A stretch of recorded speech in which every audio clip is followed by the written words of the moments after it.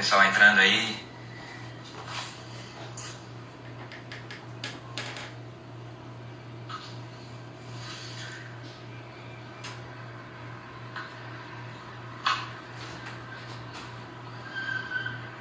Todos entrando, vamos começar em breve nossa live sobre investigação defensiva com o professor Gabriel Bulhões. Está entrando em breve e já está entrando para começarmos a nossa conversa.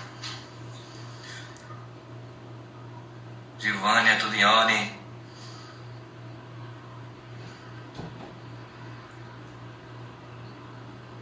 Boa noite, Cris Kelly. Tudo bem? Prazer enorme tê-los aqui na nossa página para começarmos nosso debate acerca da investigação defensiva com o professor Gabriel Bulhões. Está entrando em breve, mas antes disso, esperar todos entrarem para começarmos nossa live.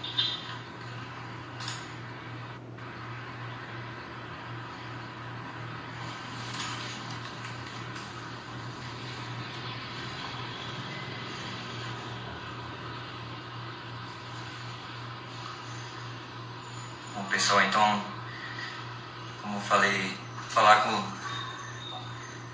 um abraço para São Luís do Maranhão, maravilha, todos presentes aqui entrando na nossa live, coisa boa. Um abraço para lá, São Luís. Bom, pessoal, então vou aproveitar esse tempo aí que as pessoas estão entrando e esperar o professor Gabriel Bulhões para falar como é que vai funcionar a nossa live. O professor Gabriel Bulhões vai ter a palavra e no final do tempo eu vou abrir para as perguntas e fiquem à vontade para perguntar e o canal está sempre aberto aí para o debate.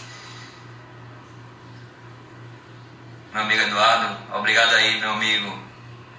Sucesso para nós. Boa noite, Aline, tudo bem? Grande prazer tê-los por aqui no nosso canal.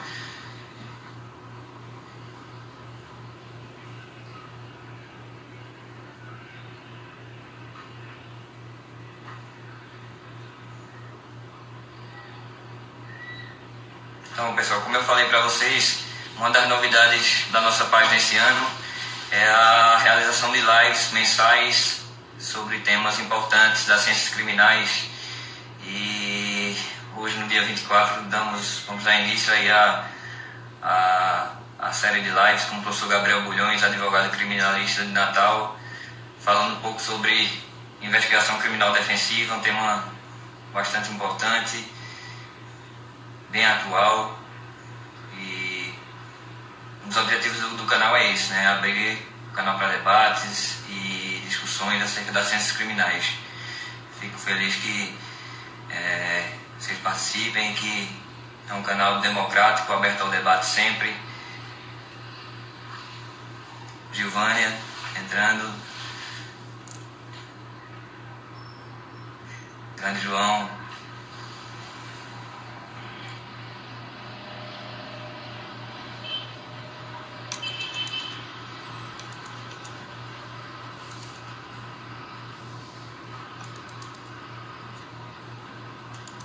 Vamos aproveitar que o professor Gabriel acabou de entrar.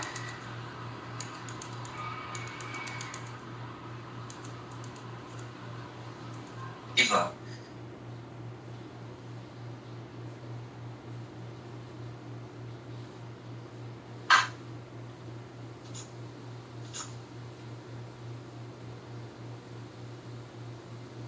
Mas antes de iniciarmos, vou aproveitar e dar algumas palavrinhas. Como eu disse, uma das novidades era essa, tratar um pouco sobre alguns temas interessantes das ciências criminais. E a primeira hora com o professor Gabriel vai falar sobre investigação criminal defensiva.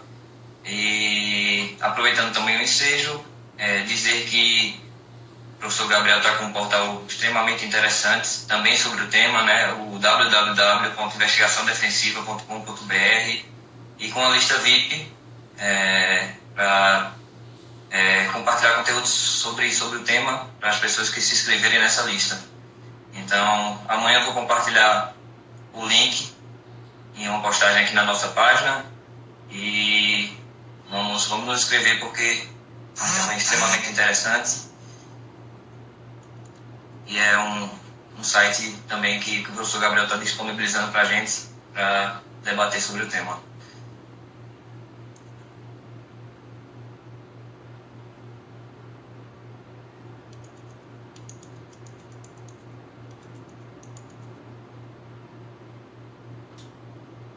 Priscila, tudo bem, Priscila? Então, pessoal, antes, bom, vocês puderem colocar as perguntas no chat, que aí eu vou anotando e no final do debate eu vou abrir para as perguntas e aí eu coloco as perguntas ao professor Gabriel no final do debate.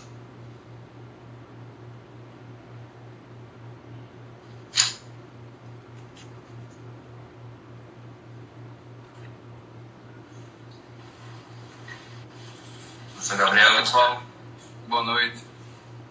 Tudo bem? Está ouvindo? Estou te ouvindo. Eu vou... Não sei, ajustar isso. Certo. Maravilha. Boa noite, pessoal. Quem está online aí nos acompanhando. Vamos aí, professor Gabriel Bulhões.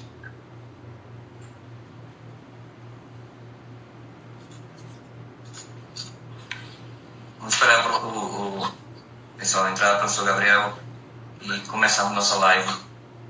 Perfeito.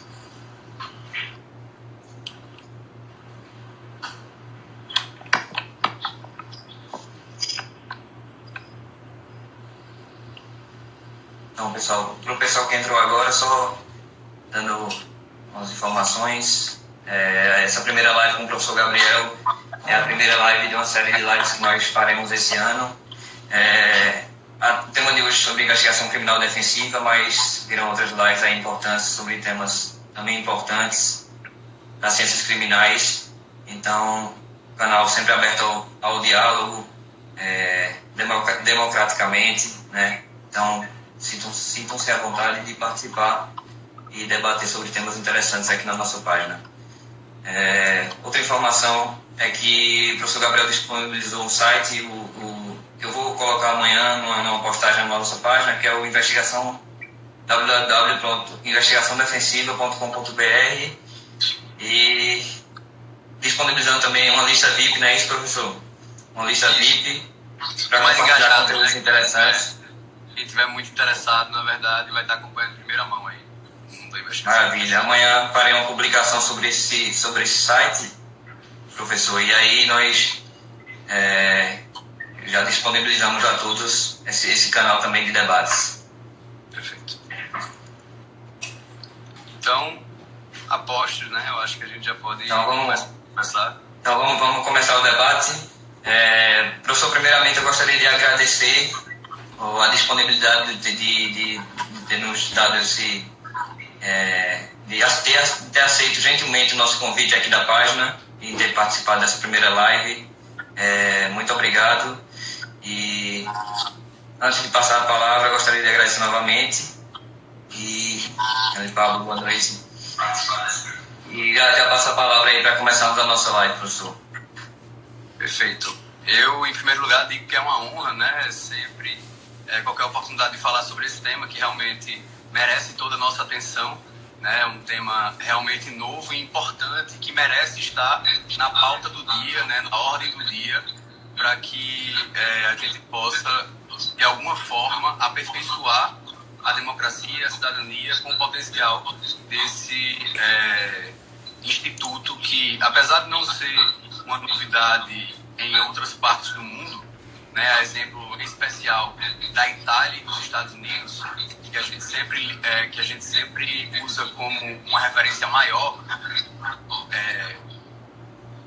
de qualquer forma, a gente tem muito a aprender com esses outros modelos, né? Hoje a gente tem, pode dizer, de uma forma recentíssima, um marco regulatório, ainda que administrativo, do Conselho Federal da OAB, que disciplina, né, traz algumas balizas, mas não inova de nenhuma forma do ponto de vista legislativo, né, que somente tenta, de alguma forma, trazer alguma referência, algum parâmetro, conceituar a parte geral do que seria, né? E aí, com isso, a gente tem um primeiro reconhecimento normativo no país acerca do tema. Isso é um passo muitíssimo importante, ainda uma segurança jurídica do marco regulatório legal, por exemplo. A gente não tem ferramentas para instrumentalizar para além do que já está posto, né, na nossa ordem legal. Então, existe muita coisa que a gente pode usar? Existe. Por exemplo, a lei de acesso à informação, a previsão do próprio CPP em sua redação originária do mandado de busca e apreensão pelas partes. Nós temos outras situações que, de uma forma geral, municiam a advocacia sem precisar necessariamente passar por um marco regulatório, um marco legal que centralize todas essas informações, mas que seria certamente um avanço inestimável para essa situação. Acho que para mim não há dúvida. Para o pessoal que chegou aí depois, meu nome é Gabriel Bulhões, eu aceitei aqui o convite e estou honradíssimo com a participação, inaugurando aí o quadro de lives, né, Gabriel? Do canal. Isso. Então, de minha parte, não poderia estar mais feliz. E eu também, daqui de Natal, falo com muito orgulho, pois aqui no Rio Grande do Norte, né, na OAB, na nossa seccional, foi que surgiu e foi, digamos, maturado o projeto de regulamentação que foi agora aprovado pelo Conselho Federal da OAB. Né, nós tivemos ainda no ano de 2017 a primeira edição do Laboratório de Ciências Criminais, né, o Gabriel deve conhecer, os aí presentes, inclusive o professor Paulo Sérgio, né, colega do IBCP de São Paulo também, eu vi que entrou aqui, minhas saudações, enfim. Nós tivemos a transmissão do Laboratório de Ciências Criminais, que é um projeto de iniciação científica de São Paulo, no ano de 2017, a primeira vez aqui em Natal. E lá nós tivemos a aula do professor Edson Luiz Baldan. E a aula do professor Edson Luiz Baldan sobre o tema foi assim, um divisor de águas na no nosso engajamento e no nosso foco.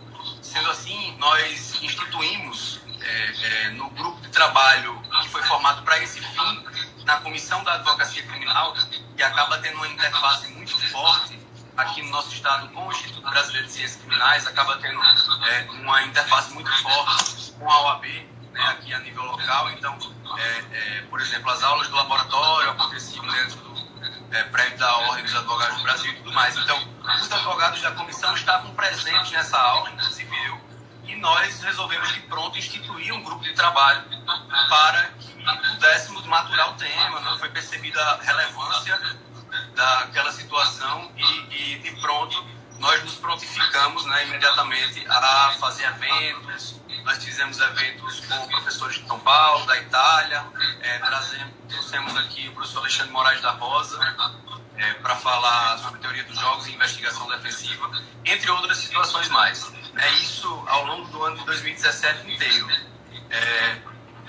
E aí, no final dessa iniciativa, como produto desse grupo de trabalho, nós tivemos a apresentação de uma minuta ao Conselho Federal, que foi encaminhado no dia 31 de outubro de 2017 e que passou a tramitar lá em Brasília como uma forma possível dessa regulamentação ser colocada à discussão e a uma possível aprovação, desde logo sem qualquer inovação legislativa. A fundamentação é que, como nós estamos albergados pela tutela constitucional do livre exercício das profissões, nós estamos inseridos dentro do mundo da iniciativa privada, a lógica jurídica que nos rege é de que a nós é lícito fazer tudo aquilo que não for proibido. Não é isso? Se não for nada proibido, eu posso fazer todo o resto. Então, com isso, nós temos uma circunscrição negativa do ponto de vista normativo. Que quer dizer que... Deixa eu ver aqui, tá dando microfonia aqui, né? Certo. Será que pode ser o seu aí, Gabriel? Deixa eu ver aqui se é o meu. Porque aqui realmente tô só... Deixa eu dar uma olhada aqui. Tá dando microfonia ainda, gente? Como é que tá aí? Alô, pessoal, se alguém puder responder aí. E aí, tá dando microfonia ainda? Tá melhorando aí? Tudo bem, acho que... Tá sem? Acho que tá ok agora. tá? Certo. Qualquer coisa me avisa, gente, que aí a gente melhora aqui o áudio. Show. Então, pessoal, prosseguindo aqui, ao longo do ano 2017, esse grupo de trabalho da Comacrim aqui da OAB-RN fez uma série de iniciativas que maturou o tema. E, ao final, como um produto, né, desse trabalho, dessa empreitada, que acaba sendo acadêmica, mas tem um cunho também muito político, né, de mudança, de ação no mundo, nós encaminhamos ao Conselho Federal a minuta propositiva. Lá, internamente, foi distribuído a priori para a Comissão Nacional de Estudo do Direito Penal. E aí, depois de uma discussão interna nessa comissão, que é presidida pelo conselheiro federal Renato Filgueira, lá do Rio Grande do Sul, e que ficou sob relatoria do conselheiro por Alagoas, Raimundo Palmeira, e que, ao final de uma reunião presidencial no mês de abril, resolveu-se aprovar, né, aquela minuta com uma ressalva, que era, inclusive, um ponto debatido por nós desde o início, que era o quê? Na nossa ótica, na minha ótica particular, o que eu posso dizer, hoje nós vivenciamos um cenário bélico dentro do processo penal, né? Então, partindo da ótica da teoria dos jogos e da teoria da guerra aplicada ao processo penal, porque eu acho que o que vivemos é realmente isso, né? Tendo aqui como um exemplo claro do que eu estou querendo dizer, a recente regulamentação por parte do CNMP, né? Desde a resolução 181, chegando ao, pode dizer, escárnio, né? Do ponto de vista das fontes normativas, que é a resolução número 183, que tentou instituir com um ato infralegal, né, uma mudança completa no nosso ordenamento processual penal aqui do Brasil, com um acordo de não persecução penal. Então, eu acho que se o CNMP havia falado e feito tais coisas, o Conselho Federal da OAB também poderia se pautar por algo similar. E isso foi uma decisão, ali naquele momento, estratégica, arriscada, mas que nunca foi, digamos, ignorada do ponto de vista da vulnerabilidade.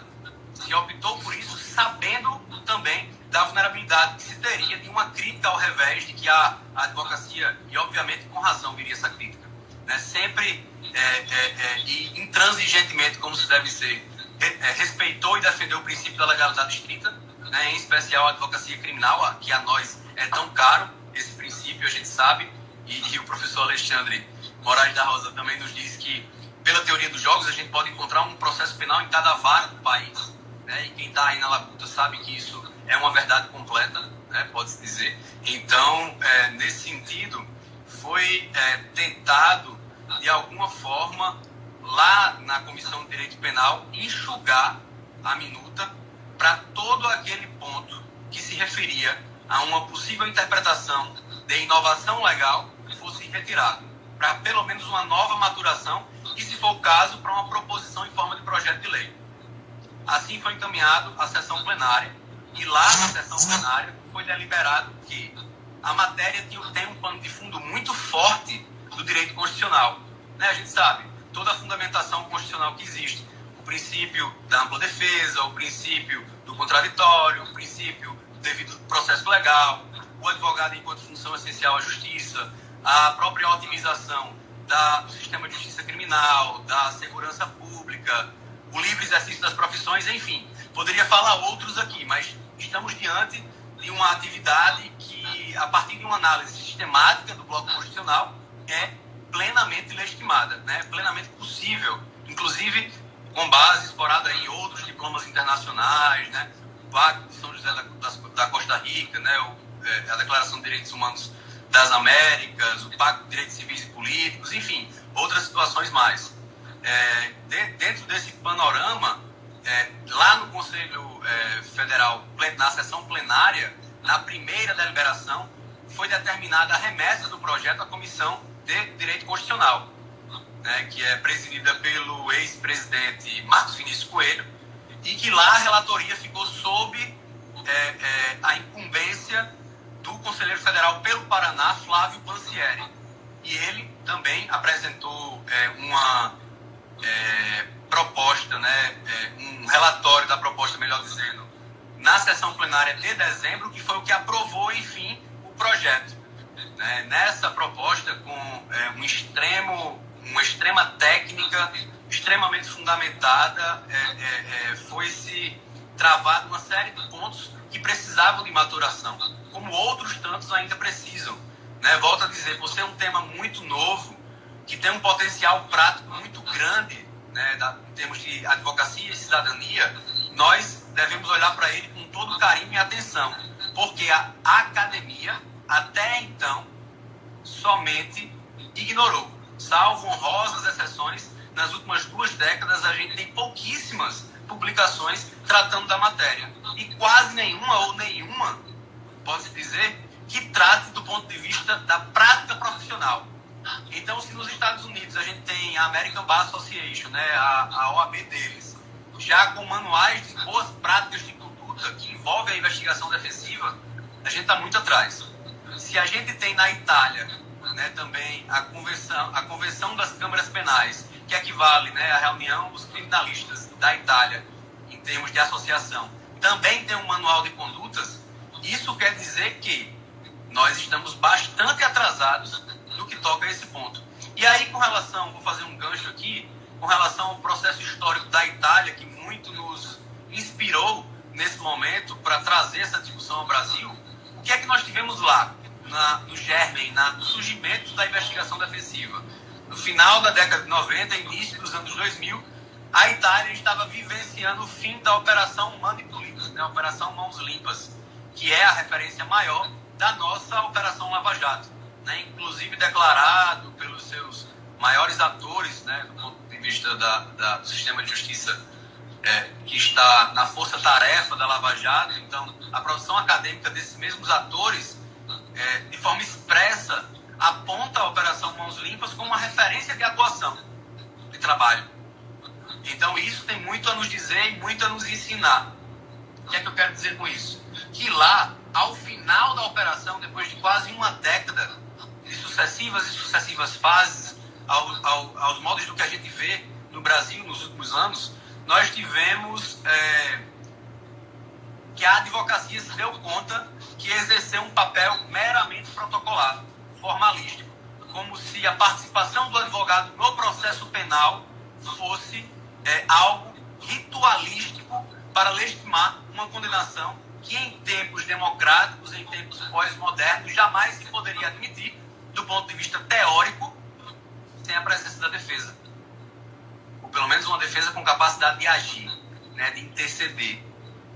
Nós tivemos, como temos em grande medida no Brasil hoje, uma defesa que não tem, de certa forma, na maioria das situações, os mecanismos corretos para interceder no curso e no resultado do processo penal, principalmente nos moldes dessas mega operações midiáticas, de processos hipercomplexos, de investigações com técnicas especiais.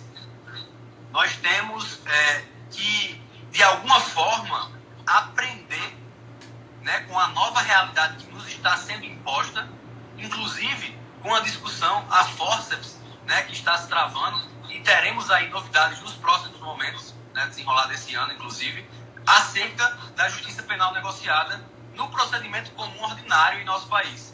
Então, isso nos traz uma nova realidade, né? A advocacia reativa, inerte, de alguma forma documental, que não diligencia, que não se auxilia dos profissionais, dos serviços, dos recursos tecnológicos necessários a fazer um trabalho de campo, a fazer um trabalho pericial transdisciplinar complexo, a fazer um levantamento com captação, cruzamento e processamento de um grande volume de informações, seja um volume altíssimo de interceptações telefônicas, seja um volume altíssimo de documentos, um volume altíssimo de informações digitais, ou tudo isso junto, como a gente encontra em muitas operações dessas.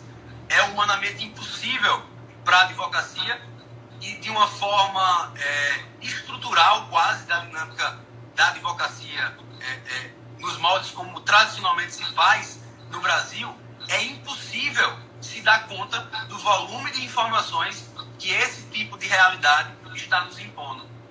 Pelo trabalho humano, quantas e quantas pessoas e quantas horas de trabalho deveriam ser despendidas para fazer a análise, né, minudente, pormenorizada, de um volume colossal de interceptações telefônicas, para fazer a degravação desse material, a contraposição do áudio com o que foi registrado, né, pelo operador da polícia ou pelo operador ministerial. E mais, para contrapor o registro escrito, para além de com o áudio registrado da origem, com também o próprio comentário, que muitas vezes serve de base para as conclusões jurídicas dos processos sobre os quais se debruçam tais provas. Né? Nós temos uma realidade diferente, uma realidade que não temos mais. O tribunal do júri, por exemplo, por mais complexo que se dê um caso concreto, como sendo a possibilidade mais vasta de atuação da advocacia criminal hoje. E principalmente levando em conta outros aspectos de interseção e interface do direito penal econômico com o direito sancionatório, com o direito ordenador, né, como se pode analisar no direito comparado, com o direito concorrencial, com o direito fiscal.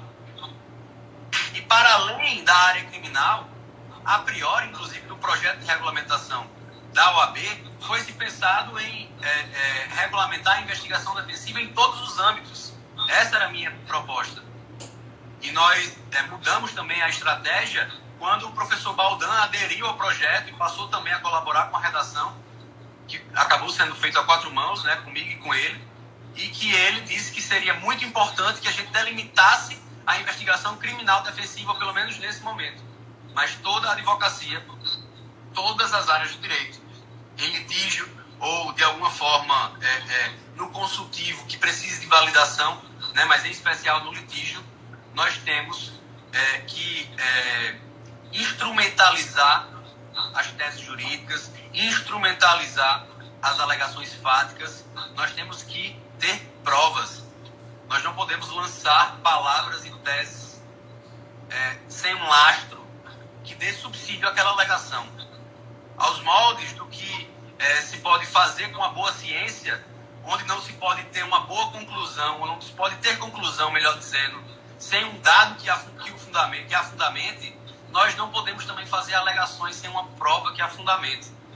E isso vai de encontro ao modelo, digamos, quase que cartorário, né, de certa forma burocrático, reativo, inerte, que em grande medida a advocacia criminal se pauta. Nós não podemos esperar a citação daquele cliente para iniciar as diligências investigatórias, porque a gente vai ter que se debruçar sobre uma investigação que às vezes durou anos, que tem apensos e apensos com várias medidas cautelares hipercomplexas, com um material que foi produzido, maturado e refletido durante muito tempo por muitas cabeças. Você certamente não vai ter capacidade sequer humana de analisar aquele material no tempo legal da defesa. Isso é um problema, sim. Nosso procedimento, ele é voltado para uma outra realidade processual. O nosso procedimento penal, apesar de hoje ser um Frankenstein, passado por inúmeras reformas tópicas, não foi adequado estruturalmente à realidade do século XXI. Então, isso faz com que o prazo genérico seja inviável para uma defesa de complexidade. Isso faz com que haja uma necessidade, uma urgência de antecipação dos passos de defesa. Como a gente sabe, a gente estudou no curso lá do IBCCRI em São Paulo, né, que o Gabriel participou conosco lá. Sim. Nós não temos um momento estipulado para instaurar ou operar uma investigação defensiva. Nós podemos fazer isso antes da instauração de qualquer procedimento oficial. Podemos fazer isso em paralelo na etapa pré-processual, investigatória. Podemos andar ao largo da instrução processual, diligenciar em nível recursal, após o trânsito em julgado, né, para fazer uma revisão criminal bem feita. Em termos de execução penal, para defender uma falta grave, no assessoramento de vítimas, pessoas físicas, jurídicas, né, as práticas investigativas do compliance no mundo corporativo, em investigações internas, due diligence, em operações de fusões e aquisições. Então, as possibilidades são vastas.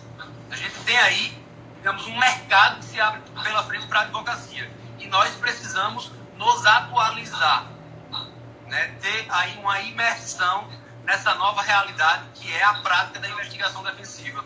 Um conjunto, né, de recursos, de profissionais auxiliares, de metodologias empregadas sob coordenação do advogado para instrumentalizar do ponto de vista probatório uma tese jurídica, né? Pode ser do lado do acusado, pode ser do lado de uma vítima, enfim.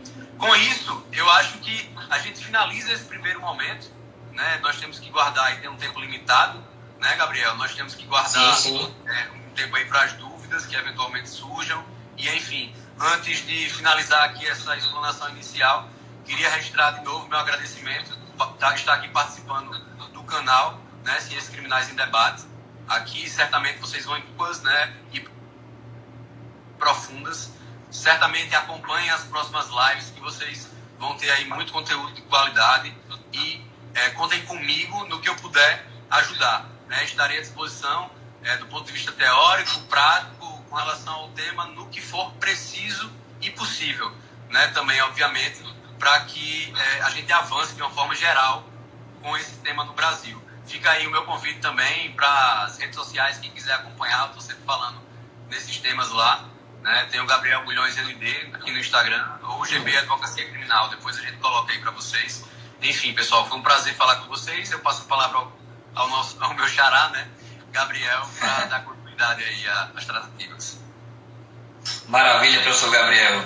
Certamente teremos muitas dúvidas sobre o tema, né, por ser um tema muito novo e de muitos debates aí, de muitos temas interessantes, mas sem dúvida nenhuma a investigação defensiva é um tema interessantíssimo e nesses 20 minutos aí gerou uma série de dúvidas e questionamentos com certeza da gente aqui. Então, em nome do Criminais de Debate, gostaria de agradecer novamente ao professor Gabriel pela gentileza de ter aceitado e ter disponibilizado um pouco do tempo, né? Sei que o tempo é curto, da correria da advocacia criminal, então, muito obrigado pela gentileza, né, de ter aceitado o nosso convite aqui do nosso canal, e fica o convite para próximos debates, né, próximas lives, né, e estamos totalmente à disposição aqui também, professor. Obrigado. O prazer foi meu, contem sempre comigo, sem cerimônia.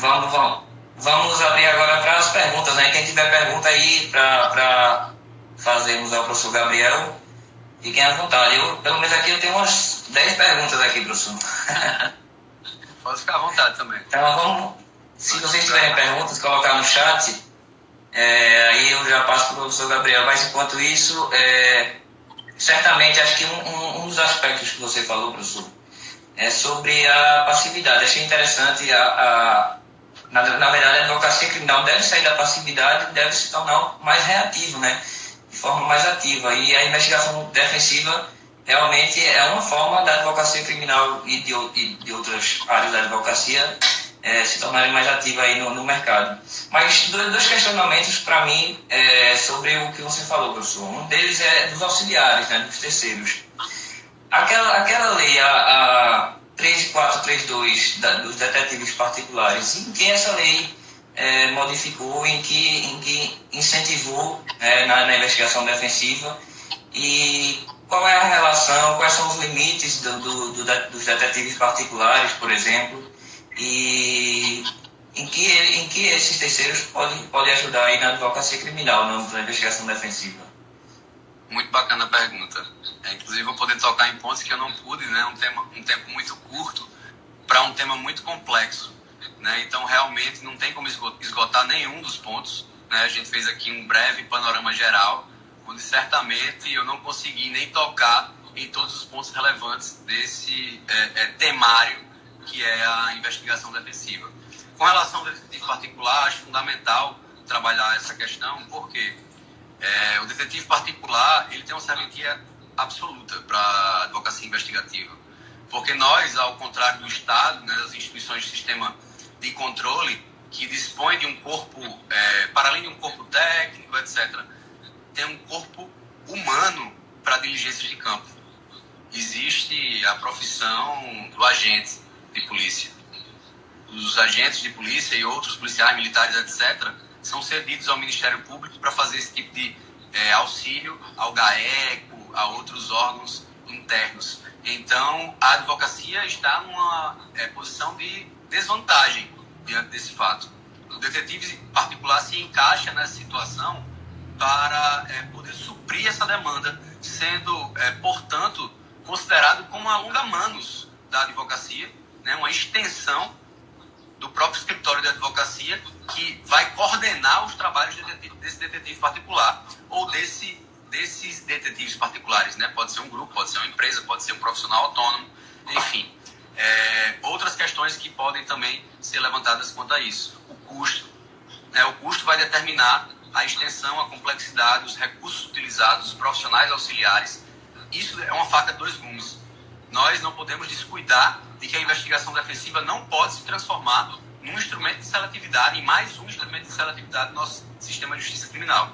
Essa discussão tem que ser pautada desde logo na Defensoria Pública, que tem que ter uma destinação orçamentária, pessoal, etc., para dispor aos vulneráveis, né, aos hipossuficientes da nossa sociedade, dessa mesma ferramenta, dessas mesmas possibilidades processuais e jurídicas. Por outro lado, quanto à advocacia e, de uma forma geral, ao poderio, né, econômico dos clientes, nós vamos ter que, em algumas situações, em razão da falta de recursos, ter que eventualmente deixar alguma diligência de fora. E aí, no planejamento, eu preciso ter muita perspicácia para ponderar o que é mais importante no caso concreto, qual seria o recurso que seria mais adequado diante do orçamento, né, que a gente vai ter esses dois fatores de limitação. 3, na verdade. A limitação normativa, então eu não posso fazer o que é proibido, o resto eu posso. A limitação material, ou seja, a capacidade econômico-financeira do meu cliente, e também a criatividade do advogado, que precisa ser muito perspicaz, em algumas situações sagaz ou até audacioso em outras situações, né, para poder implementar o que se precisa diante daquilo. Óbvio, nunca descuidando da atenção e do respeito restrito à Constituição, às leis do nosso país, né, às nossas normas éticas da OAB, e isso tem que ser passado ao detetive, que precisa estar andando sobre essa mesma diretriz, pois se algo que ele fizer macular aquele elemento de informação que for colhido, isso vai macular, consequentemente, a sua possibilidade de uso judicial. E, se for utilizado, maculará a atuação do próprio advogado. Seja através do detetive particular, seja através de qualquer outra diligência, ou recurso, ou metodologia empregada numa investigação defensiva, ele assume responsabilidade, inclusive do ponto de vista pessoal. É preciso ter muito cuidado, pois aqui nós temos uma faca de dois gumes, né, como se diz no popular.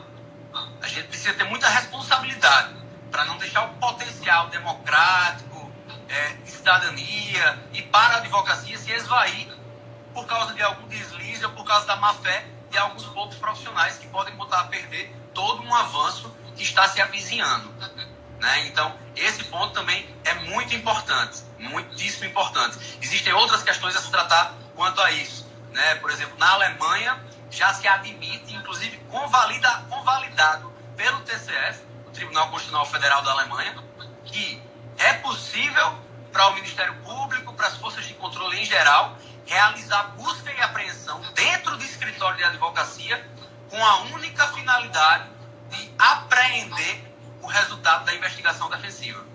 Então, há muitas questões a se trabalhar nisso, né? Por outro lado, por exemplo, na Itália, o entendimento jurisprudencial é de que o advogado passa a ter dever com a verdade, pois enquanto está exercendo a função investigativa, o advogado passa a ter função pública. E aí, com isso, ele passa a ter uma série de implicações que hoje, diante da tratativa legal que o advogado tem no Brasil, que não tem fé pública, que não tem uma série de situações, a parcialidade constitucional, disponibilidade, etc., nós não temos. Mas são discussões que podem, inclusive, ser antecipadas para que a gente possa, né, aproveitar da melhor forma os erros e acertos de quem já está pensando e agindo nesse tema há um bom tempo. Maravilha, maravilha, professor. Alguém tem alguma pergunta, mas pode enviar as perguntas que eu mando para o professor Gabriel. Professor, surgiu uma pergunta aqui. Carol. Com o projeto do Código de Processo Penal, o senhor visualiza alguma mudança prática ou acha que a ideia ainda vai tardar a se concretizar no dia a dia forense? Muito boa pergunta. Eu não tive, inclusive, tempo de falar, né, do projeto de reforma global do CPP, que toca nesse ponto e institui a investigação defensiva lá no artigo 13, né, mas que tem um tratamento da matéria, no nosso ponto de vista, muito aquém do que poderia ser, quase que limitando a atuação do advogado à possibilidade de investigar testemunhas. Porém, é um avanço, é um bom avanço. Contudo, a gente não sabe quando e se esse projeto vai ser aprovado. Então, depender dele nesse momento não é talvez a melhor solução, apesar de que não possamos esquecê-lo. Devemos acompanhar esse debate, né, monitorar e, enfim, dar contribuições para o que for possível e necessário. Mas a gente não pode depositar as esperanças nele. Se ela vai tardar a se concretizar, isso aí eu posso lhe dizer que não, porque hoje a gente já faz. Né? Se hoje a gente já faz, e já fazia antes da regulamentação da OAB, agora que foi regulamentado pelo Conselho Federal, a gente não tem qualquer motivo para ter receio. Na verdade, tudo que está posto no projeto de regulamentação já poderia ser uma conclusão possível do nosso ordenamento jurídico. Mas é importante que haja um marco normativo para dar, primeiro, visibilidade a esse tema, pois as pessoas não conhecem e não sabem da possibilidade de se valer dessa ferramenta, desse instituto, para aperfeiçoar a sua atuação profissional, né, potencializar aí as suas teses, enfim, seja em qual situação você estiver litigando aí, de qual lado, enfim. Inclusive, em termos de colaboração premiada, a gente sabe que é outra ótica, né, a ótica colaborativa, e a lei cede espaço à barganha. Então, a aptidão do criminalista, que é uma aptidão de litígio, ela não vale de nada, porque ali o que vale é uma aptidão contratual, negocial. E a gente precisa estar também bem inteirado disso, porque a moeda de troca ali é a informação. E a informação que pode ser fornecida é exatamente aquela instrumentalizada por diligências, por ferramentas tecnológicas que reúnam informações de uma forma qualificada do ponto de vista probatório. Então, não vai tardar a se concretizar, na verdade já está se concretizando. Quem tiver qualquer dúvida também sobre como fazer isso na prática, né, eu me coloco à disposição de quem precisar aí, enfim, podem contar comigo, tá? Certo, você pegando um gancho na pergunta da Carol, existe algum fundamento legal no ordenamento jurídico brasileiro atualmente que fundamente a investigação defensiva? Ou assim, não existe nada. O primeiro ponto que vai tratar desse, digamos, nome composto dessa expressão investigação defensiva vai ser o artigo 13 do novo CPP quando for aprovado, e se for aprovado. Agora, nós temos uma série de outras ferramentas legais que podem servir de supedâneo legal para a atuação da advocacia investigativa. Vários. Desde a lei de registros públicos, a lei dos cartórios, o novo CPC, a lei de acesso à informação, dispositivos do CPP, né, o artigo 14, lá do inquérito policial, que, enfim, tem a teoria da penalização, que fica a discricionariedade da autoridade policial, esvazia o instituto, mas está lá, né, a capacidade de você agir como assistente de acusação, a possibilidade de levar ao conhecimento das autoridades uma notícia de fato, uma notícia crimes, e uma série de outras situações mais. Nós não poderíamos esgotar essa matéria aqui, mas existe muita coisa que, reunida, dá um bom caldo, do ponto de vista legal, para fundamentar em N situações a atuação do advogado criminalista na função investigativa, né, na investigação defensiva. Entendi. Maravilha, professor. Alguém tem mais perguntas para mandar para o professor Gabriel Bulhões? Amanda? Nossos contatos para pedir material sobre o tema, professor? No Instagram mesmo eu posso tentar, né? Assim, se vocês quiserem mandar um e-mail também, eu acho que também pode ser possível, eu já respondo com algum material. De toda forma, pessoal, o meu canal de fluxo de informação, não só das minhas produções, mas de tudo que for produzido no nosso país e fora do nosso país, que chegar ao nosso conhecimento, vai estar centralizado no portal www.investigaçãodefensiva.com.br. E os mais engajados, aquelas pessoas que queiram realmente saber em primeira mão tudo aquilo que acontecer, eu peço que se cadastrem na nossa lista, né, que eu coloquei o nome de lista VIP, mas enfim, é só um nome figurativo, que você pode acessar no link listavip.com.br. www.investigaçãodefensiva.com.br. Esses canais vão ser oficiais, né, e eles vão ter um fluxo contínuo de informação. Quem quiser aproveitar, né, e se inteirar aí de tudo, certamente pode contar com esses 2 canais. Muito boa pergunta. Outra pergunta da Amanda. Já pensam sobre a questão da criação de um código deontológico, professor, sobre o tema, sobre a investigação? Perfeito. Essa é uma preocupação que em todas as oportunidades eu falo. Não só a OAB, que tem uma burocratização interna mais rígida, mas outras associações e institutos podem começar a se debruçar sobre esse tema. Fazer um manual de boas práticas, né? Fazer um código deontológico. Isso é uma necessidade premente. Ela complementou, Amanda, porque acho que existe na Itália e nos Estados Unidos, né? Em relação à investigação defensiva, perfeito. Né? O Código de Normas para a defesa da ABA, da American Bar Association, lá no item 4.4.1, prevê isso expressamente na figura do duty to investigate, que é o quê?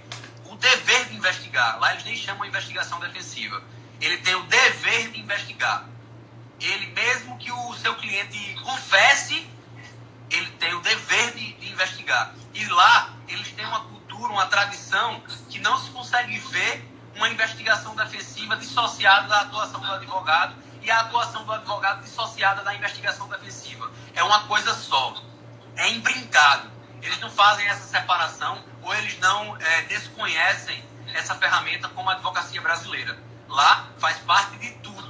Do começo ao fim da advocacia em todas as áreas. É muito comum a gente ver no Netflix, a gente vê os filmes de Hollywood, sempre que figuram bancas de advocacia, sempre que figuram advogados, em especial de defesa, se tem um trabalho muito forte para a identificação do corpo de jurados, né, um levantamento da história de cada uma daquelas pessoas para saber quem tem mais propensão e menos propensão às teses. Se faz um levantamento com, muitas vezes, um corpo interno da banca. Não é um detetive que vai ser contratado por um serviço avulso.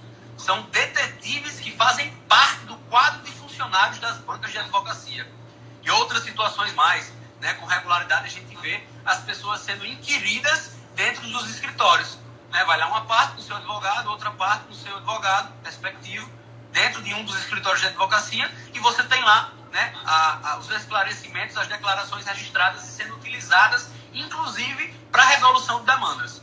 Isso é algo que certamente pode nos inspirar. Né? Quem não viu, entre inúmeras séries que a gente pode ilustrar essas questões, Suits é uma das que certamente, do ponto de vista, inclusive, da sofisticação, né, pode dar algumas dicas aí de como é que eles fazem isso. Mas tantas outras, pessoal. Eu particularmente gosto mais das séries documentais do Netflix. Né? Então, Make a Murder, Starcase, Amanda Knox e outras situações mais, outras séries documentais que o Netflix dispõe que são muito, muito, muito boas, certo? O.J. Simpsons, né? Tem vários seriados que retratam isso muito bem. Maravilha. A Amanda fez outra pergunta, professor. Amanda, a investigação defensiva é um tema novo e desconhecido por parte dos advogados do Brasil. Como criar uma cultura de investigação defensiva? Hoje em dia enfrentamos tantas dificuldades na fase do inquérito. É enorme. Talvez a gente tenha aí um choque de gerações, um choque de culturas. Talvez a gente precise de um lapso temporal maior, intergeracional, né, para ver essa mudança se consolidar. Mas depende de nós. Depende de nós espalhar essa informação. Depende de nós provar que é possível a advocacia operar dessa forma, operar com qualidade, né, em alta performance, com profissionalismo e mostrando resultados cada vez mais incisivos que podem trazer os melhores resultados para a cidadania, né, para os cidadãos que procuram os nossos serviços. Então, com isso e outras iniciativas, o curso que o IBCCRIM fez em São Paulo, mas que teve também EAD, né, várias palestras ao longo do Brasil que a gente teve ao longo do ano passado e também vamos ter ao longo de todo esse ano, né, o próprio portal Investigação Defensiva que eu acabo de falar é uma tentativa de ser um hub, né, um centralizador de informações de produções acadêmicas, eventos, cursos, manuais, enfim, o que for possível de se expor do tema. Né? Com isso a gente vai aí tentando fazer alguma coisa para essa ampliação e consolidação. Maravilha, professor. Alguém tem mais alguma pergunta ao professor Gabriel Bulhões?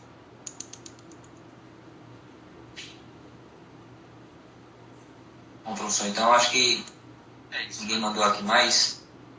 Show. Então, acho que foi certo. Isso. Então. Então, novamente agradeço, professor, a gentileza de ter disponibilizado um tempo tão precioso, né? E ter conversado um pouco com a gente aqui do Criminais em Debate sobre investigação criminal defensiva. Estamos completamente à disposição e muito obrigado, professor. Amanhã colocarei lá o endereço da investigação defensiva e a lista VIP. Maravilha? Perfeito. Um abraço, foi um prazer falar com você. Obrigado, professor. Um grande abraço, boa noite. Boa noite a todos. Boa noite a todos. Tchau, tchau. Tchau, tchau.